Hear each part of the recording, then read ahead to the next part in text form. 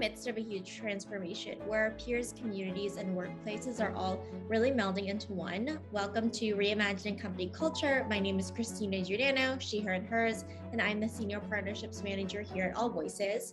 Today, I'm super excited to welcome our next guest onto the interview series, Mita Mallick. She is the Head of Inclusion, Equity, and Impact at Carta. Mita, thank you so much for being here. If you want to share a little bit about yourself for our listeners, including your pronouns, and when you were younger, do you remember how you answered the question, what do you want to be when you grow up?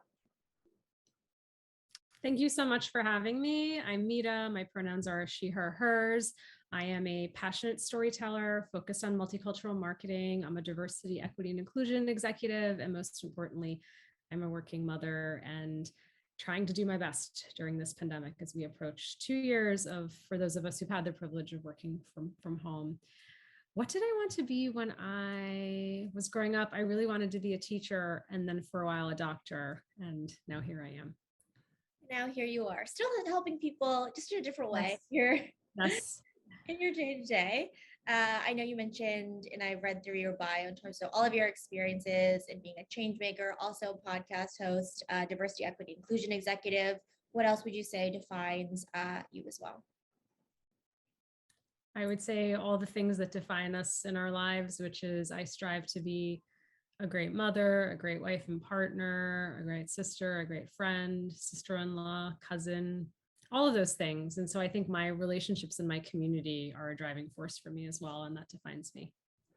I love that. Relationships are so important and cultivating them.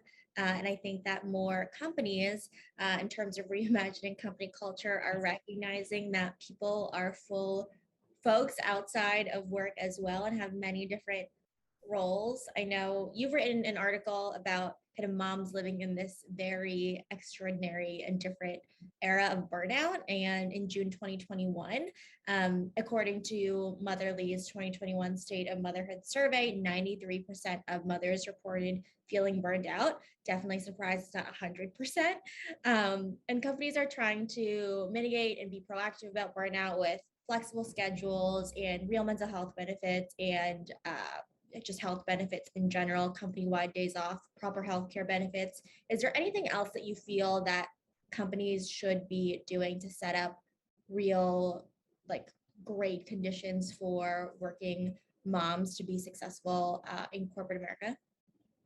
Well, first, I will address Christina, the 93%. It is 100%. I believe the 7% of us were passed out, covered in Cheerios, too exhausted to respond to the survey. So that's what I say when people say it's not 100%. I'm like, oh, it's 100%. It's 100%. 7% couldn't respond. I think, like with anything, anytime you're trying to be, we're all on a journey to be an ally for somebody, right? So anytime you're on a journey to be an ally for a community that's not your own, for a community you're trying to understand, gain empathy, think about how you can show up for them. You have to get to know their concerns and their issues, and you have to ask and you have to build those bridges. So you can't assume things for any working mothers. I think the thing that's really top of mind for me right now is that, and I know we'll talk about this, is that the pandemic from a US perspective has had a devastating impact on women in the workplace. We are down to participation levels for women in the workforce that we haven't seen since the 1980s. Okay, I want people to understand 1980s, that's 4 decades, over 4 decades of progress that's wiped out. And so what can you do to retain working mothers, right? And you talked about a lot of those policies and things are important because I always say, how do we define culture? Culture, I would say, there's no playbook, there's no handbook. It's like, am I doing the right thing by my people when no one's looking? Mm-hmm. And sometimes people don't know what the right thing is. Sometimes people don't do the right thing. So you do need to have policies and things of that sort in place. But I think asking people what they want is so important. And I think in this era, now more than ever, we know that, it's about outputs. It's about the outcome that you're looking for in the deliverable and not the activities. Mm-hmm. Right. And so micromanaging or being like the stand up is at 4:30 every day, like all of those things that so many of us gone through. That's what I think we need more kindness, Christina, more empathy and humanity in our workplaces. That's what we ultimately need. I like the question you posed of, are we doing the right thing by our people when no one is looking, when people are looking, asking yourselves these questions and putting the onus on kind of everybody at the company too, in terms of kind of setting up those conditions and creating policies and asking your people. For organizations who are early on, maybe they're startups, or they are trying to recruit more parents or working moms, what is your kind of recommendation to make sure that the environment is truly set up for folks so they are not out the door within 30 days and they're like, this is not the place I want to work? That's a great question. I do think a lot of this work does start with policies. So if you are a young company, and I mean young in terms of, like you just said, you're a startup, Yeah. or your population is in a younger life stage and you don't have parents yet, make sure you have parental leave. Make sure you have support for those who are adopting or are using surrogates, however you decide to start your family.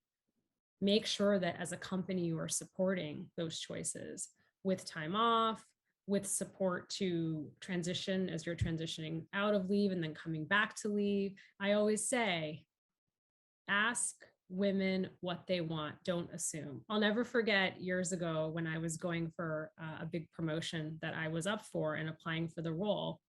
My former manager sat me down and said, "You have 2 young kids. You're not going to take that job. It's too much travel."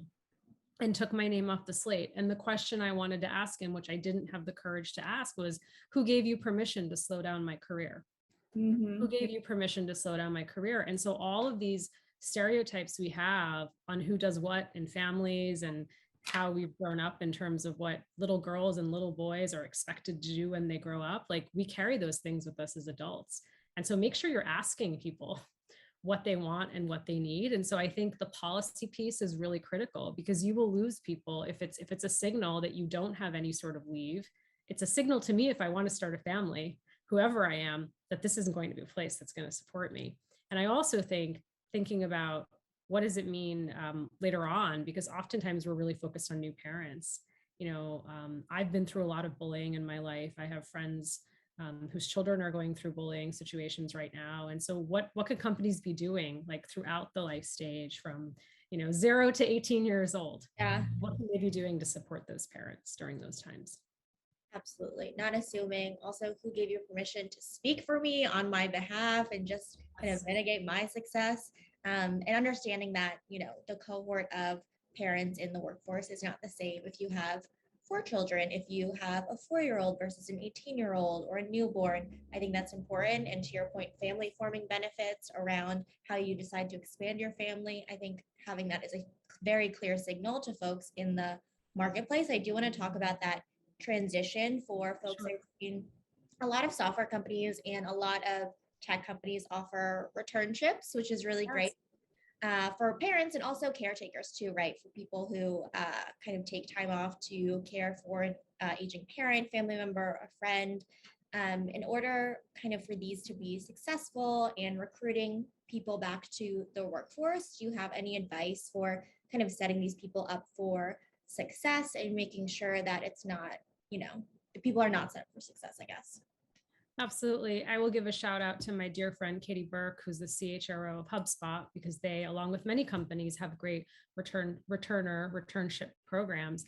And you have to be prepared if you decide to take me on as your team as a part of the returnship program, that if I complete, let's say, the 12 weeks successfully, that you are then willing to take me on to your team right away. It's different than an internship. So the opportunity and the availability has to be there, but also the bias, right? Well, Mita didn't work for 4 years and she had a killer 12 weeks, but I don't know, right? And so setting aside those biases, especially, Christina, as we're coming up on 2 years from a US global perspective of many individuals working from home, many of the women in my life, they didn't have a choice.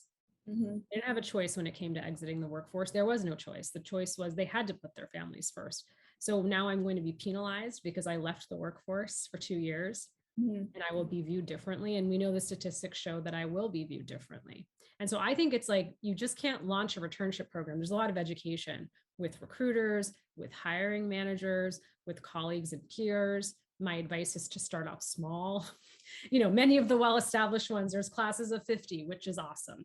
I always think you pilot small, maybe you bring in 3 to 5, and you have to find hiring managers who are going to be supportive and understanding, and set anyone who's coming back into a returnship program up for success, and be clear on what those goals are for that period of time and how you're going to evaluate them at the end, and whether or not they choose to stay on at your company or not. Yeah, being intentional about it, education, setting goals, not just saying this is a nice thing that we are going to do and it's a need to have for the business as well, and not knowing where to go from there after those 12 weeks too. I do want to talk about that education piece and the biases we hold. I was reading kind of a couple articles where parents are putting on their resumes now, I was a stay-at-home mom or dad or, caretaker for 2 years. And recruiters are reading this. Again, it's an unlearning and kind of education there. What kinds of questions would you absolutely love recruiters to be asking folks returning to corporate America? Because the skills that they had during this time are absolutely transferable. I would say sometimes it's a harder job than the ones we have in corporate America right now. I hate to use the language, but we are in unprecedented times. Yeah. No one who is living right now in this moment has lived through a pandemic of this sort. So I think even opening the question to say, Christina, I saw that you're a stay-at-home parent. Tell me what that experience was like for you for the 2 years. So you open with that, so the person's not burying it and ashamed and hiding it. It's like, no, as a company, I'm welcoming. I want to know what that experience was like for you. And I know for me, chief entertainment officer, laundress, referee, virtual teacher, failed summer camp counselor, like all of the skills and things I were doing. And for many parents, our villages were ripped out from under us, our caregivers, the villages that help support us. So we took on different roles, and many of us got involved even more with our schools, because it was for the first time that there was this mass Zoom education. And so I know in particular, I'm so grateful to many of the parents who stepped up, and the teachers and administrators around the country who are still going through this.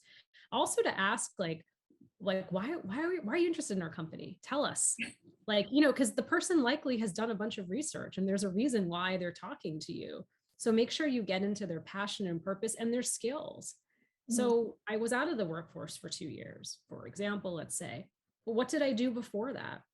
What were some of my achievements? What were some of my great successes? What are the things I learned from? Those things are all still relevant, right? We can't fall into the recency bias effect where we're only thinking about the things that people recently did, because people have long careers and long track records of success that look different. Yeah. And I think that goes to your point too, of not assuming what the accomplishments are, not being too specific or pointed with the question as well. I think kind of the open-ended question and being curious is definitely the way to go, and having that kind of open mindset too, and we genuinely want to learn about this individual too, who'd be a great addition to your organization. I think the other thing I would add is when you're doing a candidate debrief, and let's say you're with a leader and you're debriefing me and you're talking about whether or not you think I would be a match for the role. And someone says, well, Mita has been out of the work for 2 years. I'm not willing to take a risk. There's always a moment where there's an uncomfortable comment made. Yes. And we've all been there. And I, in my past life, would have kept rewinding it. I should have something. I didn't say something. Yes. Ask the open-ended questions. Tell us what you mean by that. Can you tell us more? What are your concerns? What flags were raised in the interview? What did Mita say that made you think that she wouldn't be committed to this role? So when you ask open-ended questions, then you help the person self-explore versus shutting them down and saying, that's a sexist comment, that's a racist comment, that's a homophobic. But to say, tell me what you mean by that, right? And then as they start to talk it through and others chime in, you see that there might not be much validity in the statement that they're presenting. It reminds me of something I talk about in therapy all the time, of just like, okay, that statement rubbed me the wrong way. What do you actually mean by that? What is that word? Yes. Effectively communicating that and reflecting back to the person, and just making sure that you are also not assuming anything as well, and kind of, posing that question to the group. And you're right, we've all kind of been in that room when that happens, and I always play that back in my head too.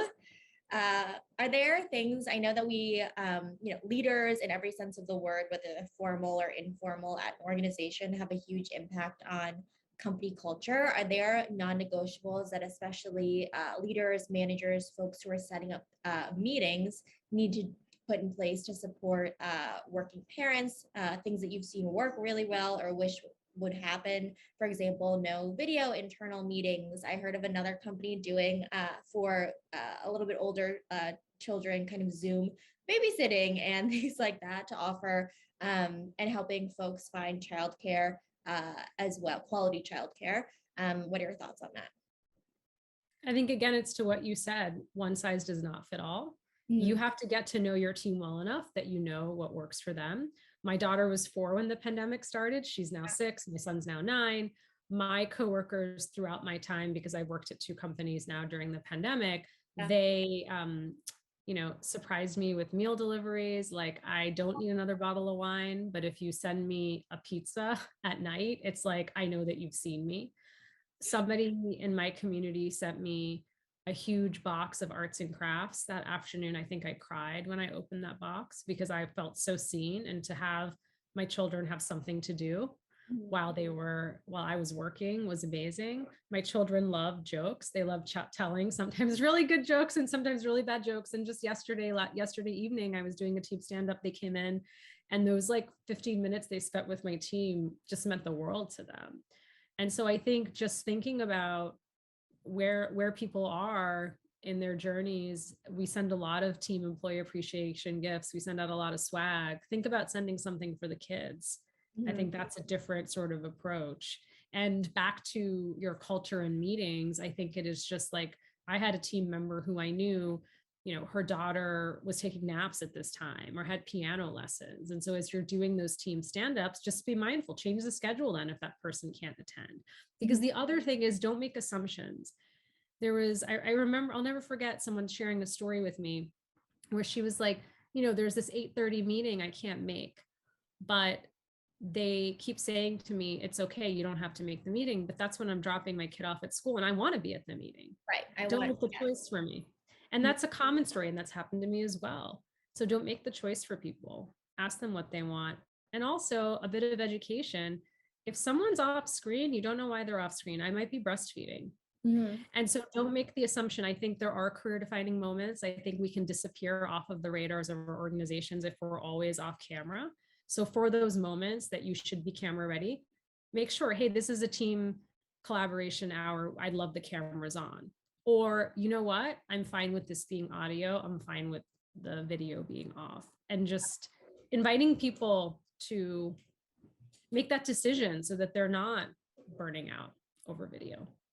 I love setting that expectation ahead of time, setting people an agenda ahead of time to know what the meeting is about. And I think that is a good example of, I think the intention is good of, oh, you could just miss the 8:30 meeting, but the reality is if it's, a meeting that everybody else is at, you're missing an opportunity and you're opting someone out and making the decision for them.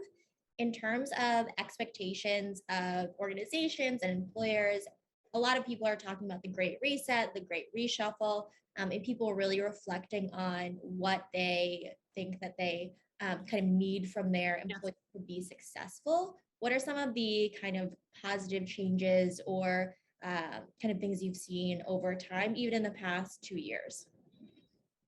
There's a lot of titles with the great, right? It's the great resignation. You said great reshuffle, great reset. I coined it in Fast Company as the great awakening. There was a great study by McKinsey that said one of the number one reasons people are leaving is not for more money, is not for perks and swag and benefits. It's because they feel like they don't belong.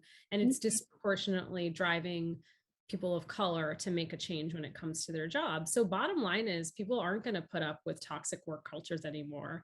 People want to be in places where their value is seen and heard and know that their contributions matter. And I think we haven't seen a flip like this in a while, where talent is in the driver's seat in the marketplace. And so, listen, we don't leave companies, we leave bad bosses.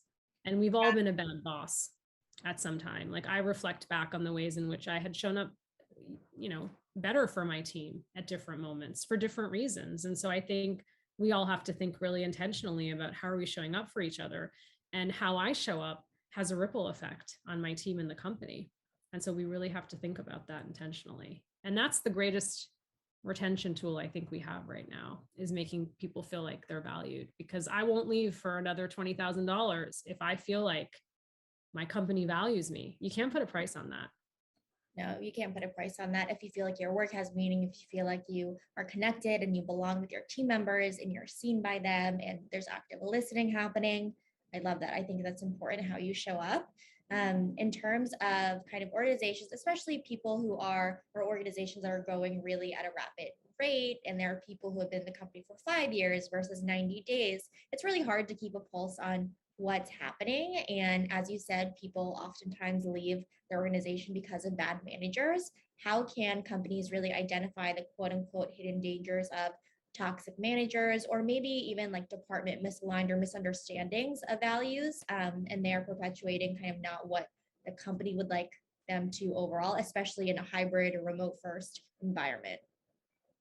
That's a great question. One of the things that comes to mind is our feedback processes are outdated. The power imbalance has always been me, boss, giving you feedback as the employee. It's that one way, and that's been toppled. And so this idea of making sure everybody is getting 360 feedback, however you choose to do that, and they're being held accountable to being held to their rating and their compensation. Money matters, money talks. So all of a sudden, if Yeah. my bottom line's being hit because of my bad behavior, you're going to see change. I hate to say that. You're going to see change. Either I'm going to have a moment to change my behavior within the organization, or I need to leave and get help. Because I always say hurt people hurt people. So that is, I think the feedback's important, because people who are toxic and bad managers have a really, I would say in my experience, do a really nice job of managing up. So I think leaders need to hear all of the voices, especially I say the whispers are the loudest. So hear what's happening and just have a pulse and a check. And I also think, listen, too many of us are bystanders watching things happen. Yeah. This is not the CEO's job. It is not the group vice president's job. It is all of our jobs to protect the cultures we're creating. And I know that there are power dynamics in companies and that can be hard, but when you see something, say something, or figure out if you see me being bullied, if you see me being the target of gaslighting, like think about, come and check with me, come and talk to me, help me make a plan, and think about how you as a colleague can help navigate the system with me. Absolutely. I think that is a good call to action for folks to be allies and accomplices. I think that I've experienced a lot of great people in companies who have seen that and have been real allies there. And I think another change in terms of feedback and kind of getting that in multiple different ways, upward feedback, as well, is there's a lot of kind of job opportunities for diversity, equity, and inclusion program managers, heads of diversity, equity, and inclusion, chief diversity officer, and people who are making kind of statements in support of more equity at their company. That's great. We love to see it, but I know one of the kind of terms you use around kind of the performative diversity is diversity dressing. Can you kind of share what that means and how you identify what that looks like for brands, especially as we are in Black History Month, Women's History Month is coming up, Pride, and we know that that is a prime time for diversity dressing. Yes. My simple example of diversity dressing is this. I am a beauty obsessive. As you've seen from my career, I've worked for a lot of beauty brands. I'm on my Instagram feed. I see a beautiful image of a Black woman close up with makeup on. I'm like, oh, this is great. Probably will work for my skin tone. Let me go investigate. I won't name the beauty brand. I go and look, and they don't have any products for the skin tone. It's diversity dressing, is showing diversity of representation when it's not, I say, 360 inclusion, because you actually don't have products and services to serve that skin tone. So you have to be really careful about what you choose to put out externally, and what would your employees say? Like, that's always the check. Like, what would your employees say? And so that is how diversity dressing shows up in many ways. Listen, it's really easy to put up anything you want on Instagram. The question is, are you doing the work behind the post or that great quote? Is this false marketing? What would your employees say? I think that's a good litmus test there, and a really good example just to showcase what what that means. It's like the intention, again, might be there, but if you're not thinking about it in a holistic way, then it definitely is not what we're looking for. In that same kind of spirit, how is Carta honoring and celebrating Black History Month, knowing that here in the United States, it's Black History Month, and we know October is Black History Month in the UK and other places, but definitely wanted to ask. Yeah, we are working with Black at Carta. The diversity, equity, inclusion team is doing a lot of education. We're doing how you can be a better ally to your Black colleagues and really talking about microaggressions. And, we are a key player in the venture capital ecosystem. So hearing from the voices of Black founders and individuals who are in the ecosystem to better understand their journeys. I feel very torn, Christina, about Heritage Months because I think they're really important. But I would tell you my view as a leader and my view at Carta is this is not a one-time check the box exercise. It's not the one time that we talk to the Black community. And so we are trying to intentionally, as much as we can, 12 months a year at Carta, help people to upskill their cultural competency and to become more inclusive leaders. And as you said, when we say leaders, we mean everybody. Absolutely. Everybody should be 365 days a year and not just 1 month focusing on one individual or identity. Absolutely. I love it. Mita, is there anything that I didn't ask that you want to share with our listeners, or maybe underscoring 1 to 2 takeaways? I know we discussed a lot in our time together. No, thank you for having me. I really appreciate it. Thank you for the impact you all are making in this world. And I would tell you, inclusion starts at home. Inclusion starts at our kitchen tables. It is really difficult to come into our workplaces and ask people to change overnight and undo the first 18 formative years of their life or everything else that they're experiencing. So just think about that. Think about what relationships you're investing in and how you're focused on building cross-cultural bridges. And for the parents out there and all of us who have young people in their lives, stereotyping is the gateway to hate. So be really careful about the language you use. Mita is lazy, funny, weird, strange, odd. And so just think about that and role model the kind of leadership we want for our children. Sit on that. Inclusion, equity starts at home. It starts early. Conversations we're hearing, the modeled behavior. Mita, thank you so much for being on Reimagining Company Culture this afternoon. Thank you so much for having me. Of course, and as a reminder for folks who are listening, at AllVoices, we really believe in that employee feedback management as a requirement for the organization to succeed overall. Have a good rest of your day, everyone.